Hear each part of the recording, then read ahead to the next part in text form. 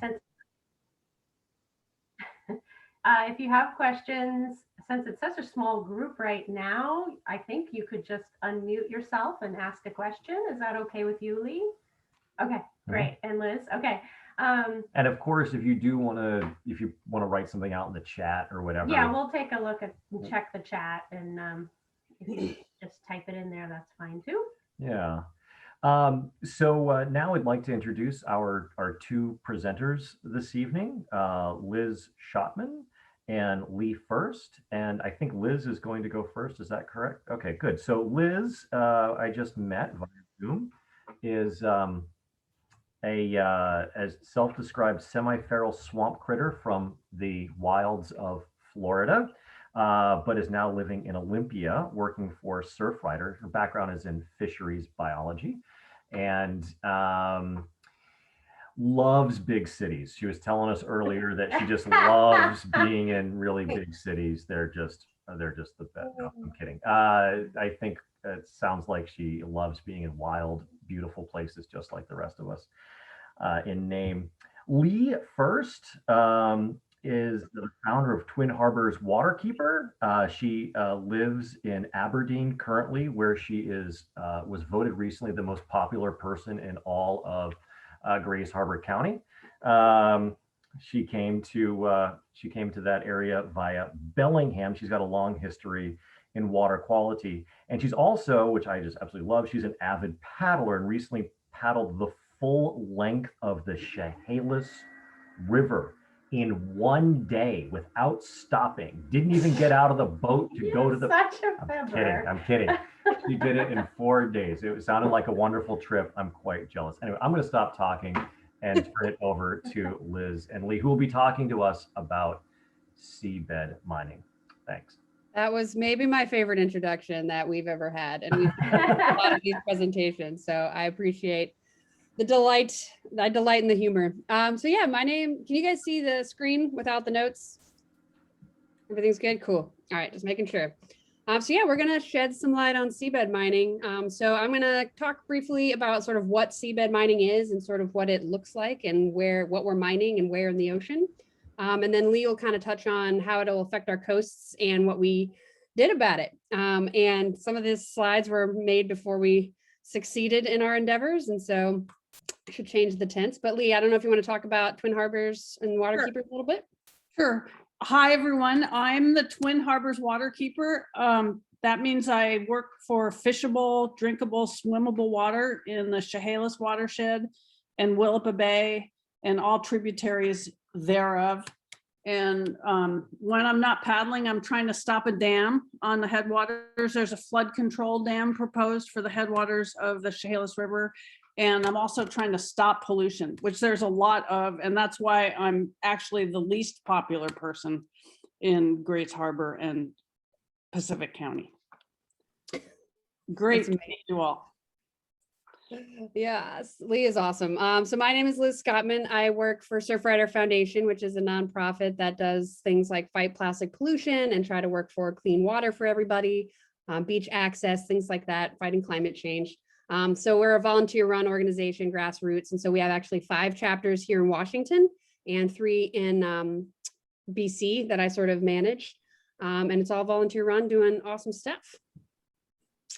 So I like to kick this presentation off with some quotes from renowned naturalists. So the first one is by Sylvia Earle, who is a famous oceanographer and scuba diver and just all-around woman badass. And she says, "What are we sacrificing by looking at the deep sea with dollar signs on the few tangible materials that we know are there? We haven't begun to truly explore the ocean before we have started aiming to exploit it." And then more recently, Sir David Attenborough said, "The rush to mine this pristine and unexplored environment risks creating terrible impacts that cannot be reversed." And I like these quotes because they get to the need for a precautionary principle when we're talking about seabed mining. History is fraught with hard lessons learned about destroying that which we do not understand, of course. And the deep sea definitely qualifies as something we do not understand. We've explored, I think, 0.01% of it. And pretty much every time we go down there, we find like a new species or two. And so we're really pushing for this precautionary approach. So we don't end up having to clean up a big horrible mess, like we all know is what tends to happen. So seabed mining is just the extraction of minerals and metals from the seafloor. There's a couple different types of resources that you can extract from the seabed.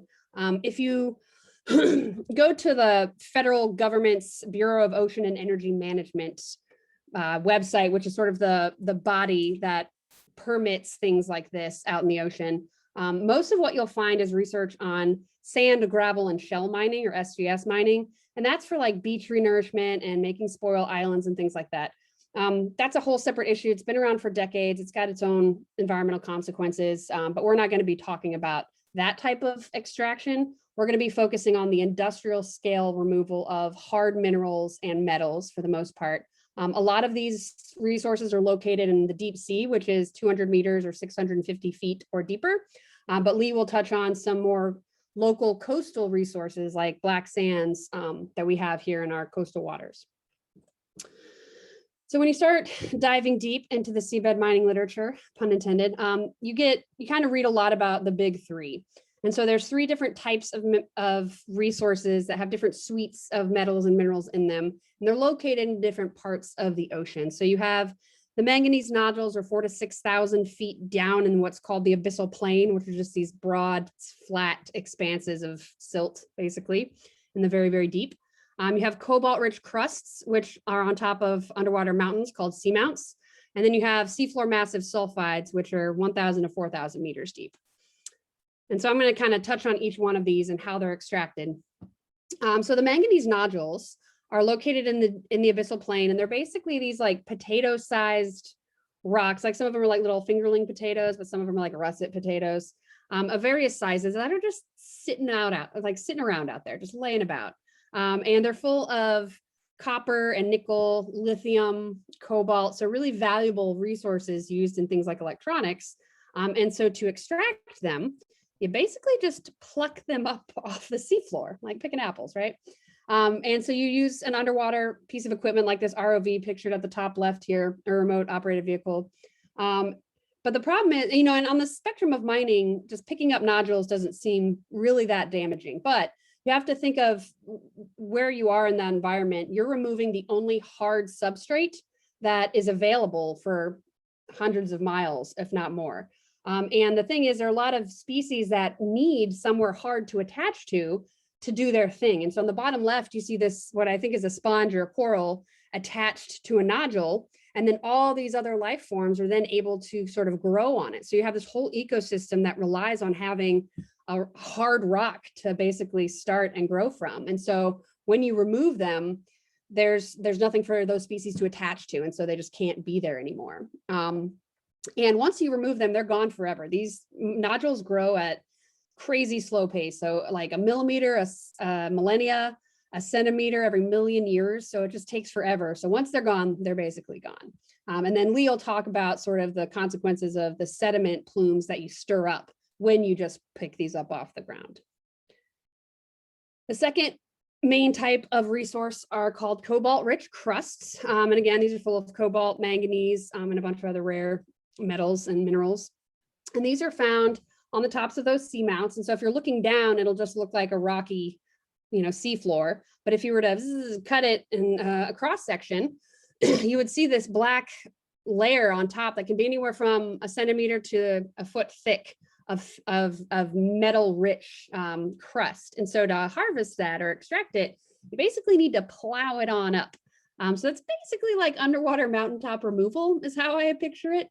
And so that's obviously going to be very destructive for those systems that you try to do that in.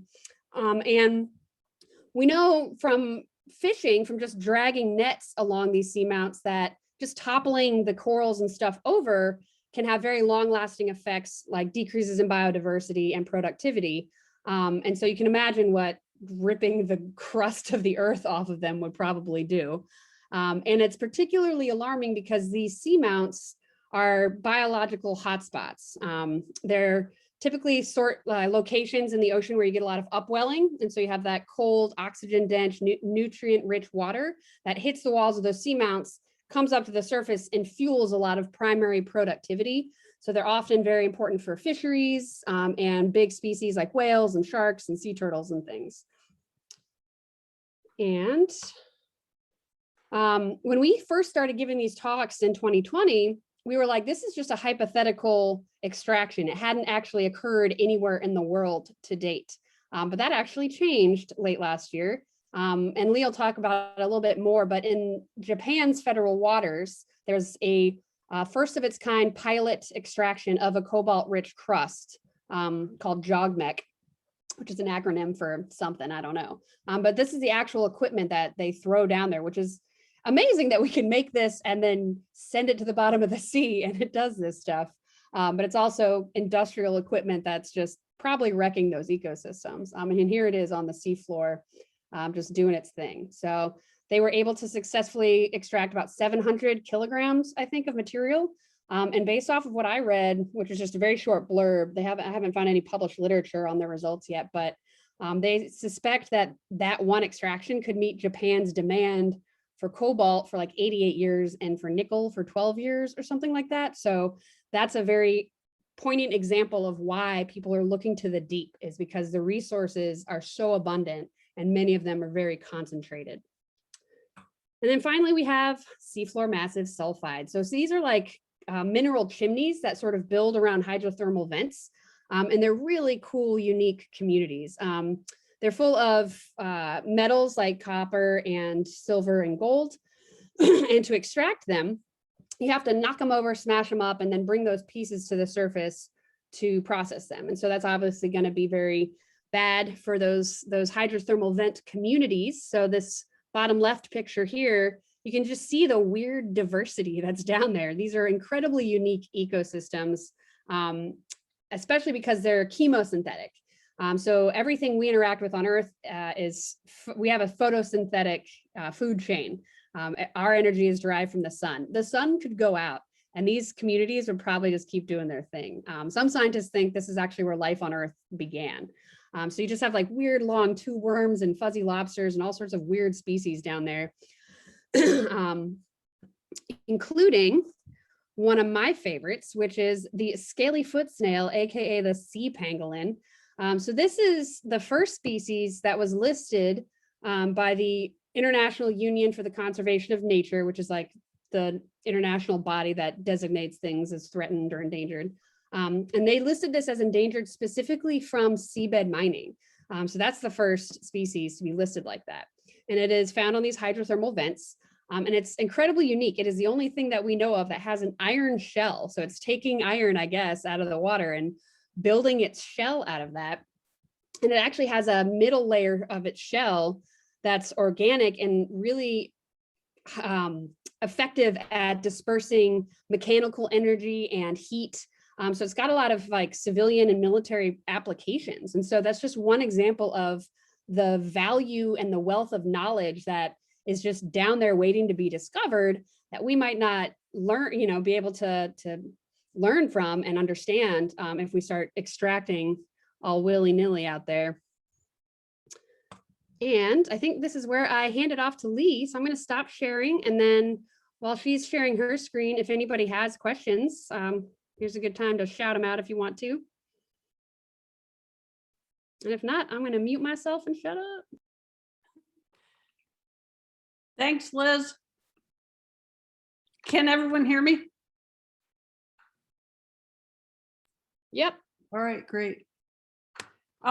So I'm going to talk about what some of the effects of seabed mining are. And you can see in the slide here that there's a large vessel on the surface. It's kind of like a barge. So what would happen if we were to mine the deep is that dredge barge would be hard piped to some huge machinery on the bottom that would do the vacuuming or the destroying of these habitats to harvest the metals, and then that material would be hard piped up to the dredge barge where it's processed and the minerals removed from the sediment. And so that whole bunch of stuff that they don't want will be pumped back into the water. And that's what we call the dewatering plume. And in rivers and such, we call that a sediment plume. So sediment plumes in rivers, they're really destructive because they clog fish gills, they smother fish eggs. And so out here in the ocean, these dewatering plumes would very likely make it impossible for whales and large life to swim. You know, they'd get lost. It could clog the gills of commercial fish species or any kind of species. It could be very noisy. It could affect the amount of light that's present. It could be warm. It could have toxic metals in it, you know, some amount of metals, but mostly it's a hugely destructive practice that'll really affect the diversity of the habitat. And we have no idea how far these dewatering plumes would travel. And one thing, I'm a person that loves permits, and I like permits for industrial facilities and such, and mines. So in Washington State, industries have to have permits, or most of them do. And so, you know, we're able to actually look at the permit on paper, and then we can sometimes see the facility. But if something's going on, you know, thousands of meters down at the bottom of the sea, you know, how are we going to check that? How are we going to know that they're complying with the permit or doing what they're supposed to do? So this is a really serious thing, and it's one of the things that really upsets me about this whole proposal.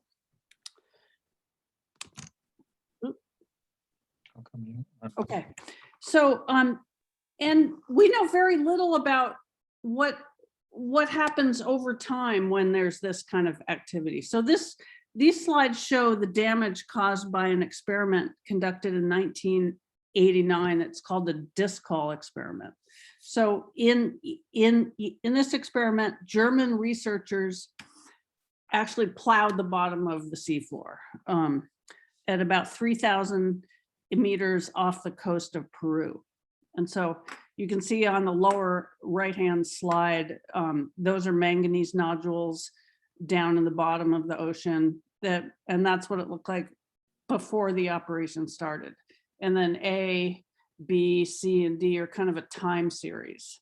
And they plowed the bottom with a harrow. So you can see 26 years later, the slide in the upper right, that's what it looked like after 26 years. So you can still see that there's a lot of damage. And so, and previous studies had shown that microbial abundance and density had greatly changed because of this disturbance. And so now this experiment, from what I've read, is actually still going on. And they're trying to determine what the disturbance meant for carbon cycling and the food web down in the deep ocean. So why is there's pressure to mine the deep now? And the reason that there's this pressure is that green technology is a huge driver for the demand for these resources, for things like car batteries, cell phones, and wind turbines. And also terrestrial mineral deposits are running out, and they're under increasing pressure because of the need to serve a continuously growing population and an expanding middle class that, us, we want electric cars, we want, the latest computer, we want the latest iPhone. Well, some of us don't. Like Liz said, you've gotten a lot of years out of your 7 years or something from your phone. Most people don't do that. I do. But so on Earth, the amount of easily mined high grade ore deposits are declining. And although we all do our best to recycle, recycling isn't nearly what it should be. And we need to do a lot more conservation and a lot more recycling so to help prevent this kind of activity. From what we've read, increased recycling of metals will help, but it probably won't be sufficient to satisfy the anticipated long-term growth in demand. And the resources down there, like Liz said, are just astounding. I recently read this one statistic. It's according to the US Geological Survey, the deep sea accounts for more than half of the world's surface and contains minerals several times higher than are found on land. So, so this is something to consider, the linear versus the circular economy. So this is a picture of the headwaters of the Chehalis River that have been completely logged. There's absolutely no old growth left up there. And so forestry, you know, the trees are cut, extracted, and then usually processed into a product that we use and eventually throw away. So you could call this a cradle to grave system. But in a circular economy, raw materials enter a cycle where their value is maintained throughout their life cycle. And when you're finished with something, it loops back into the chain to be reused in some fashion. Like, wouldn't it be fantastic if when we bought a laptop computer, it came with a guarantee that that company that we bought it from would take it back and recycle all the valuable components, and that would be part of the purchase price. So that's where we need to go. And that system can be called a circular economy or a cradle to cradle system. One good example is the German car manufacturer BMW. Germany does better at recycling than we do. And that's because, well, for cars, they have a legal requirement to recycle end-of-life vehicles, components, and materials with a quota of 85% for reuse and recycling. So that means that, you know, when they design and manufacture these things, that they're built on purpose to be able to reuse some of those materials easily. So we need to do much more. In 2019, consumers discarded almost 54 million tons worth of electronics, and the amount of the stuff is going up. But only 17% of that material was recycled sustainably. The United States is one of the largest producers of e-waste in the world, and Americans dump phones containing over $60 million in gold and silver every year, with only 12.5 of that e-waste being recycled. So, you know, what Washington State did just pass a plastics recycling bill. You know, we need to keep doing that, and, you know, make sure that we can recycle more metals, because metals like aluminum is infinitely recyclable. Yet in this country, only a pretty small amount, I think it's like 7 or 8% of aluminum is recycled now. An ordinary circuit board from a mobile or laptop contains about 16 different metals. And talking about batteries, the recycling rates of lithium ion batteries in the US and the European Union is less than 5%.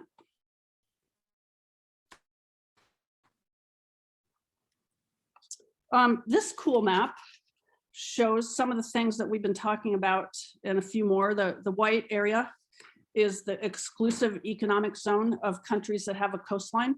So that extends out to 200 miles.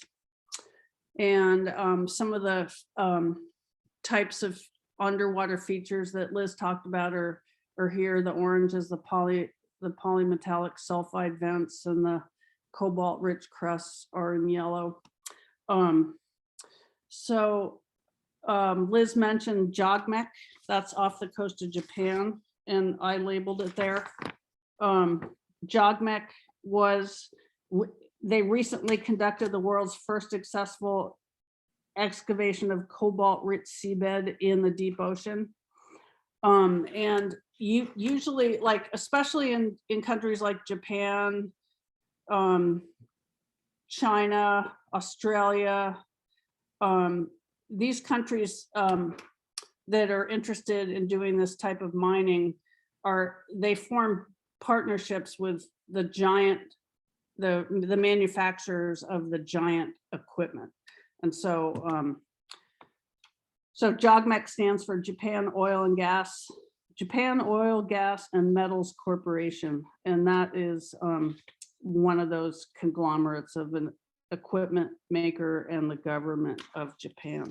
And down off the coast of Namibia, the De Beers group is a big mining company. They have had open pit mines for diamonds in Namibia for a very long time, and they're becoming exhausted, and their website says that they will cease operations within 30 years because they're basically going to run out of diamonds on land. And so now De Beers is mining from the ocean, from the coast off of Namibia. And it's really hard to find information out about, what are the effects of this? How much diamonds do they extract? Who does it? For some reason, I'm really interested in, like, who's getting those jobs. And on the De Beers website, there's a quote. It says, "Our offshore operations do not cause significant ecological damage. We employ ecologists who monitor the environment where we mine to ensure its recovery." So ensuring its recovery, that's something that really scares me, because on land, at least we have some idea how to restore what we've ruined. We can do riparian restoration and wetland restoration pretty well. But in the deep sea, we have just like no experience trying to do that. And so that's a real hazard. And then also on this map, the disc call experiment, which I talked about off the coast of Peru, you can see that. And then Solwara 1 is really interesting, off the coast of Papua New Guinea.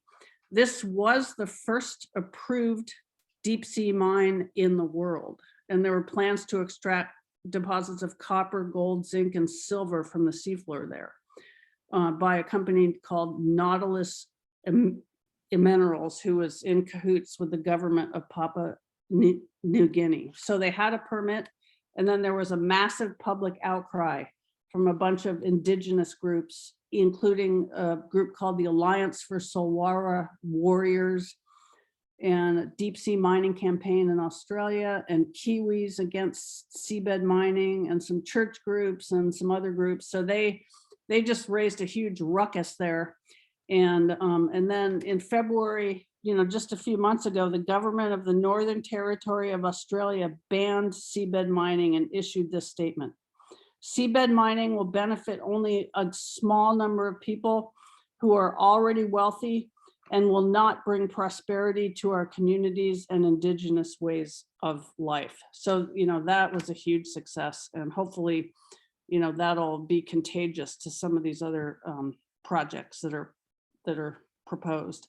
And before I leave the slide, I want to mention that that exclusive EEZ, it extends to 3 miles out, and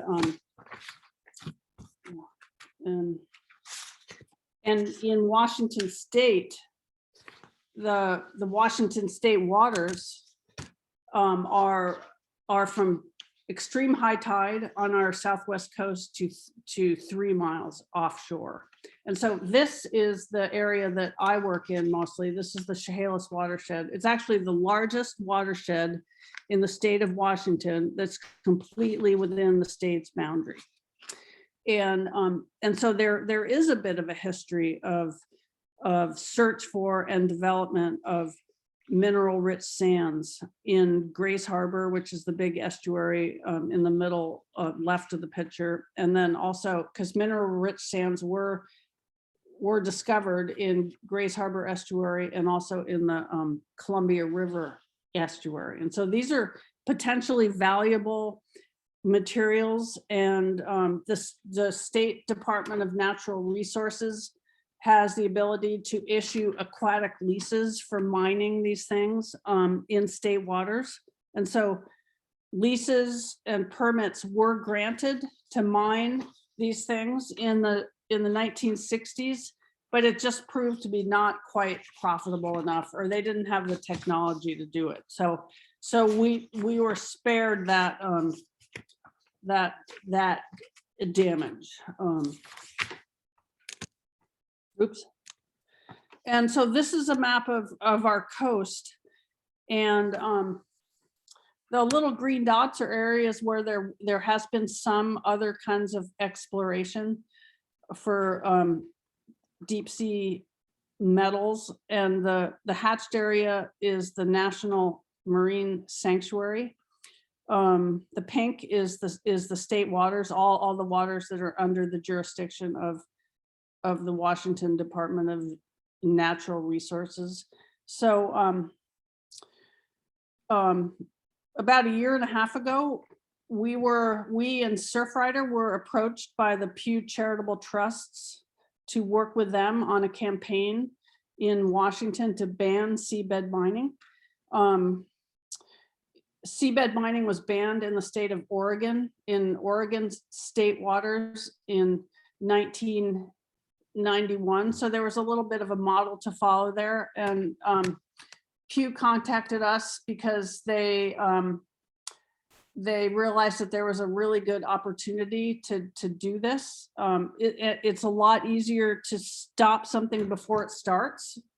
And so we partnered with them and with Surfrider to, we developed a campaign plan, and we worked with all kinds of groups, and we worked with the aides of some of the senators and representatives, and by golly, let's see, I'm really messing up. We were successful, and it was so exciting. I'm going to jump around a little bit now. So on a week ago Monday, the governor signed into law 5145, which prevents seabed mining in Washington state waters. And so this came a month and a half or so after the House of Representatives, the state Senate voted unanimously for this ban of seabed mining, which is just amazing. And several Republicans actually got up and spoke up in favor of it. And then 2 or 3 weeks later, the House of Representatives passed it by a vote of 96-2. So, you know, it's just an amazing story. And we were so, you know, we are so psyched. And California is working on this now, but they're taking a more circuitous route, and it'll probably be a while till they get it passed. So Liz talked a lot about manganese nodules. Here's a picture of one cut in half, and this great quote: "Unlike any other extractive industry, pretty much human history, this is the first industry where science and environmentalism have had a 50-year head start." So that's a great quote. And I just want to say this about mining. I've actually walked up and looked down a mile into a deep, a deep pit coal mine in Wyoming and seen a scene sort of like this.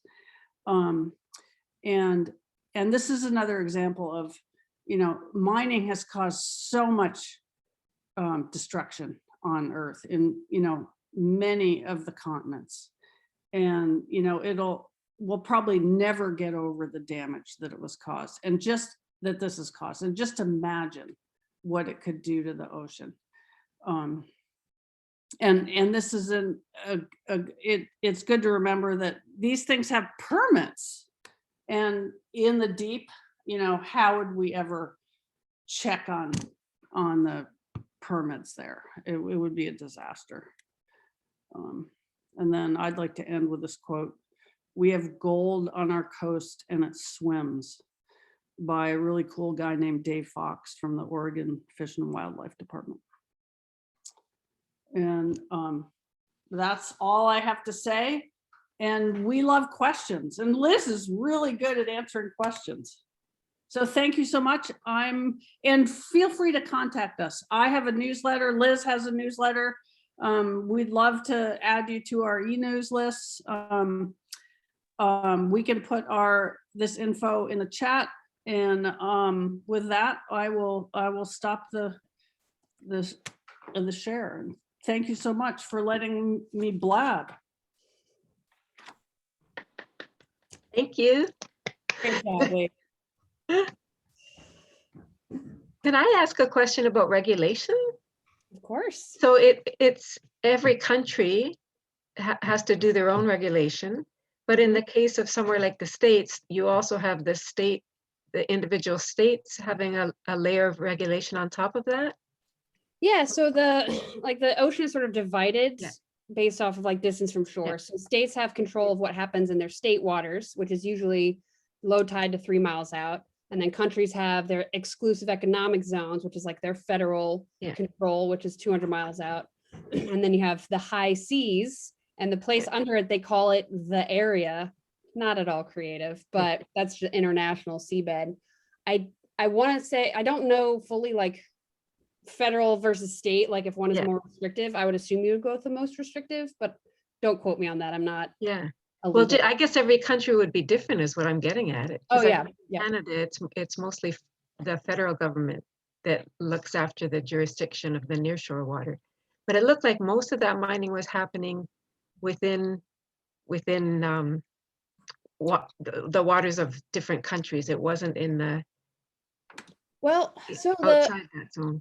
Yeah, so a lot of these resources are located in international waters just because most of the ocean is international water. There are a lot within each country, and each country is basically free to do what it wants in its exclusive economic zone. But then what happens internationally?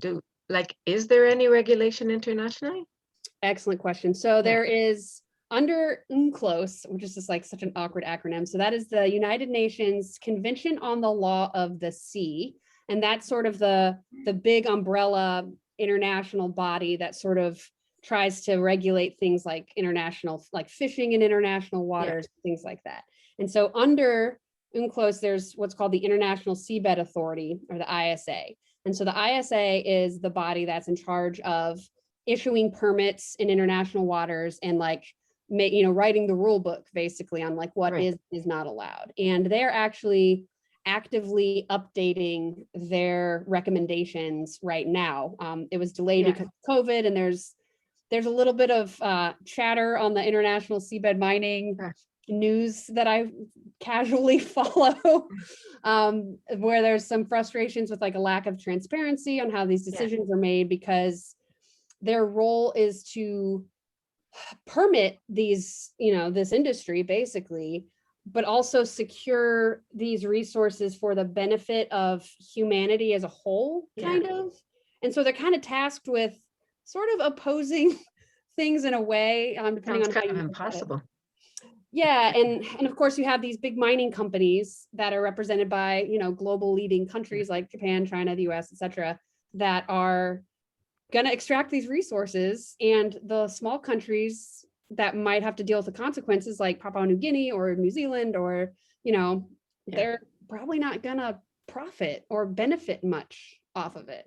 So there's definitely, like, the international community is pushing for a 10-year moratorium. I mean, some of them are like, we need to ban this, period.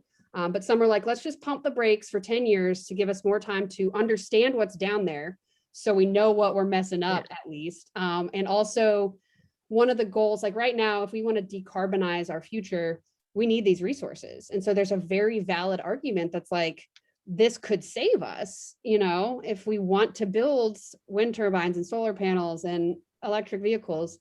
But if we allow technology a little bit more time, we might be able to leapfrog past the current technologies that require these resources. And so there is a big push to change our technologies to only rely on common things like iron and things that are like much more earth common. They're not rare, rare metals. So to be determined. So there is sort of an international effort to at least get a 10-year moratorium going, so we have a little bit more of a heads up. So, well, the UN Decade of the Ocean, is that pro or anti-mining? Oh, I don't know, Huh. actually. I don't know. I should know that. Could I ask a question? I just want to say that in a very sort of sad and despairing kind of way, that was an extremely interesting and informative presentation. So thank you for that. I just like to ask you to comment a bit more on something that you touched on, that Lee touched on, which is, you know, these rare metals are needed for a lot of technology like cell phones. And I just can't imagine the cost it requires to build these large, expensive pieces of equipment and then deploy them off of a ship in the middle of the ocean in order to mine these precious metals. And yet these metals, if I'm not mistaken, aren't used up when they're in use in a cell phone or a solar panel. I mean, why is it that it's more economical, this hugely expensive deep ocean mining, versus a real effort to recycle? I mean, there's billions of cell phones out there, and everybody's getting a new one every 2 to 5 years, except for the outliers that are getting every 7 years. And how can that be more expensive than deep sea mining? Or what are the what's blocking the recycling effort for these precious metals? Such a good question. Unfettered capitalism, I don't know. So that is an excellent question. I'm not an expert in, you know, global economics, but to me, my perception is that a lot of these companies, like, this is what they do. Like, this is, they have people who are experts in surveying and building and engineers, and like, they're already set up for this type of work, which is, I think, just honestly simpler. Yes, it's like technologically expensive and challenging, but in a way, it's almost simpler to be like, here's the resources, this is what we need to get them and pull them out, right? Versus we have billions of cell phones floating around in our society that we have to dig out of trash piles and, you know, get. But I mean, it doesn't have to be that way, does it? It's just that you take your cell phone back to a a collection center. Yeah. And you mentioned capitalism. Well, capitalism is all about profit, right? Exactly. So if you can do something at lower cost, I don't know. I 100% agree. And so Lee was talking about the circular economy, and that's why we need to move in that direction, because in a circular economy, you would capture those used items and get everything back out of them. And so what we need to do is hold these companies accountable that manufacture this stuff.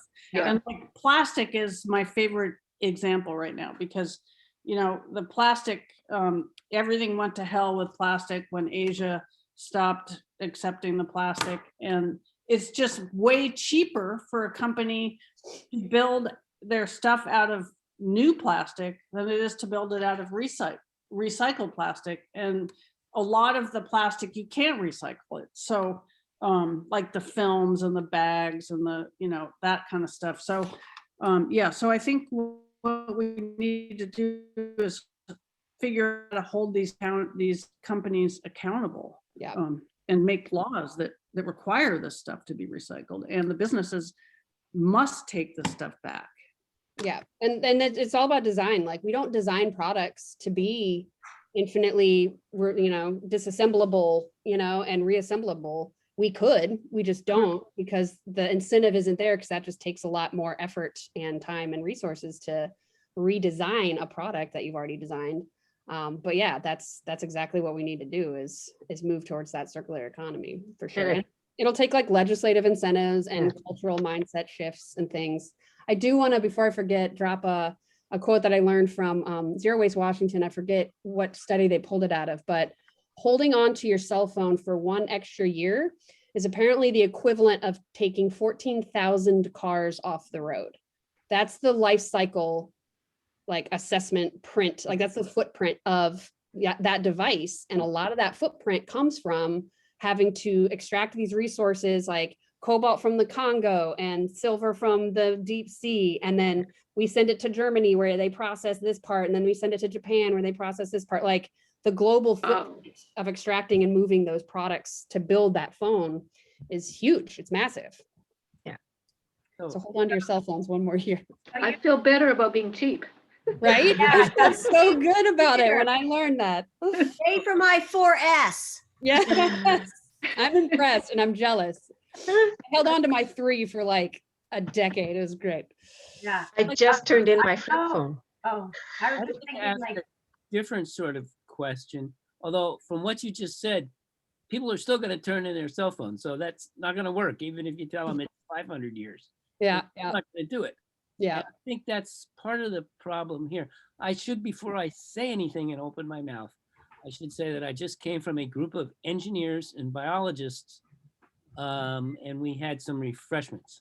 So I noticed you were having one and I was like, I should go get one. So I was a little jealous. Right. Well, a bunch of engineers are an interesting group. So we talked about this. But Okay. what they kept going back to was, now that we've gone to Mars and the moon, we should be, and they didn't mean we should be as in a good thing. We should be mooning. We should be mining the moon because it's full of all these things that the bottom of the ocean is. But yet you're going to destroy craters and mountain ranges that are billions of years old and that we have, known about for thousands of years. Mhm. But that's what people are talking about doing. That's why we're going to Mars. That's why we're going to the moon, because we want to mine it.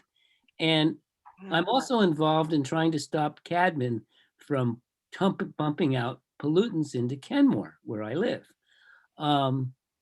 It's a horrible smell, although now they have a chemical that stops the smell, but it's still very, very dangerous. And we are not getting any, well, many people think we are getting somewhere because they're very nice to us, but they're selling asphalt and concrete, and you can guess what we really need right now. There's no way they're going to shut that down. And this is kind of the same thing. So I was with a bunch of engineers, and what did they say? We could, in 10 years, make really creative ways to mine the stuff. If we're going to mine it anyway, at least we should have ways to replace what we take away, blah, blah, blah, blah, blah. Whether that would work or not, I don't know. But it seems like that might be a good pathway to at least pursue, that we could certainly develop much better mining operations than they used in Butte, which is horrifying. Yeah.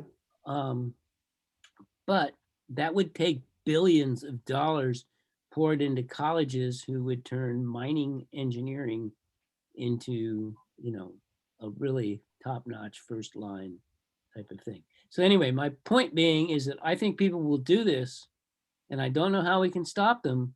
So maybe we could at least mitigate what they're going to do and somehow stop them from mining the moon. They could flatten the moon. Literally, these people were saying, these are aeronautical engineers who actually know what they're talking about. They could flatten the moon. Yeah. Take all this stuff back to Earth. My son is an engineer. He's designing something to go to an asteroid and Yeah. that asteroid and bring it back. Yeah. That's before we flatten the moon, I was just hoping, I heard you say, Liz, like could it be possible for us to like mine garbage mill, what do you, like where we put our garbage for hundreds of years, right? Like, Yeah. is there a way to hopefully moving forward not get cell phones and things into the garbage, but also like there's got to be equipment that they could go through our old garbage and find massive amounts of I stuff mean, that's been thrown away, right? I I'm put a a fir- mineral deposits, put a mining claim on those.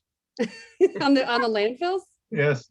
I mean, I honestly, like, just my personal belief is like we are going to be mining our landfills in the next couple decades for that very thing. Or I heard a story as random, but a guy like, better than going to the moon or the Right? ocean, you know. you think that like it'd be cheaper to just recycle better than go to the moon and bring Yeah. rocks back. But what do I know? I'm just a biologist. I know Well- there was a guy who had a Bitcoin and threw his laptop away, and then Bitcoin blew up. And so he bought the landfill to try to recover his laptop because that's how much that like original.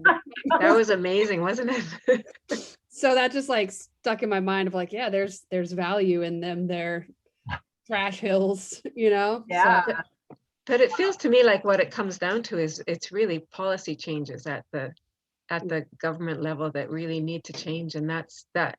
Without changing that, I don't know how we get over all this, you know? yeah. You have models for this, right? So, Yeah.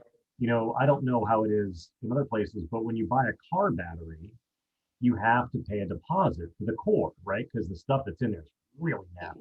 Yeah. So we do this in certain parts of our economy. It just would be nice if we spread it out. I'm somewhat hopeful in the fact that China is getting wealthier, and therefore the people who are there are getting less willing to basically deal with our toxic waste.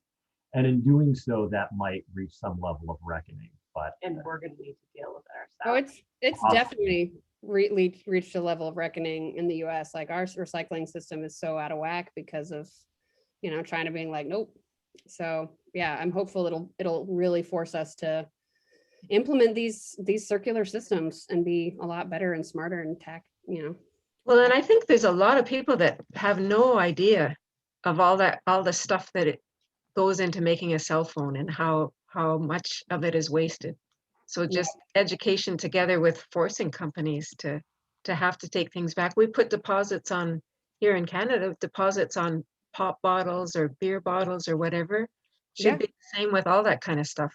Well, To force you to- actually in Yeah. BC, we have deposits for all electronic gear.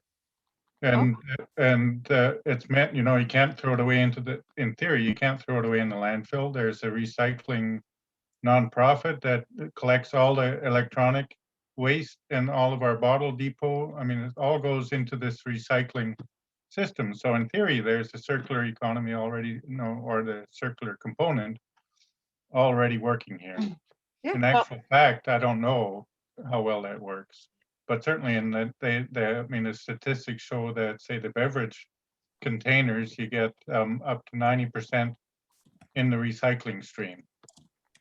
So I guess the key is also industry is not probably willing to initiate these preventative circular moves on their own. So as Kathy was saying, it's sort of up to governments and globally, that's a very uneven, you know, outlook. Some countries are obviously more reluctant to do anything to bar consumerism type of thing. I don't know about globally, but the previous Prime Minister of Canada, is that right? He was not exactly an environmentalist, nor was the previous president of the United States. What? Right. Good point. What? We vote those people in. God help us. Well, some people did. I actually have to say no. The majority vote did not go for him either time. Just saying. The majority of the United States said, "Oh hell no," but yes. So we have to start by changing all the electoral systems around the world, and then Yeah, was we change have policy. to secure democracy if we're going to use democracy to change Yeah. the markets for the benefit of all, for sure. So It's a lot easier just to Stop change the recording facts. what we're talking about now. we've dove into politics. Bring it back to Seabed. Oh, yeah. Yeah. It's way less depressing to talk about an industrial extraction industry than it is. I was going to suggest, I don't know about in Canada, but in the US, there's the recycling company. It's called Ridwell. Have you guys heard of it? I don't think so. It's like a kid and his dad that started basically collecting plastic bottle tops and electronics and plastic bags and things that you couldn't put in your everyday recycling bin. And then they would find places to take it, and they created a company, and it's pretty big now. And so we have a box at our house, and it's like $14 a month. Awesome. But they take, every month they'll pick up light bulbs, batteries, plastic bags, plastic bottle tops, clothing, like a number of different things. And then they also have like twice a month a special pickup, and they like last week was cell phones, laptops, computers. Wow. So Ridwell is a small company that's up and coming and is finding places and ways to recycle. So I mean, I think it's happening in small pieces, but yeah, moving it to that next level is how it's going to really help, That's what happened here for quite a long time, and then the BC government got into the game, sort of thing that we're proposing, and they had a contract then with bigger industries, and they have the monopoly on recycling, and those smaller companies that were showing sort of innovation in terms of getting everything were excluded from the market. So there's a couple of them still around that will collect some of the things, but in theory, all those light bulbs, everything goes into that major stream of recycling, the kind of thing we're talking about. Exactly whether it's effective or not, I don't know. I mean, it's big industry, and they have the monopoly, and there's no transparency. Yeah, it sucks. And who knows where all that electronic waste is going now. Well, it's cool to learn about Ridwell, and it I was just about to be like, it's so cool when like something like a local concept like proves that a system can work, and then you can scale it up. And now I'm like, but then the corporations take control and cheapen it. Like, I think this father and son who started this company probably would be totally fine if the Washington state said, all right, we're going to start recycling these things, and took away some of their business. Like, they had other jobs before, but they just felt this was important and they started it.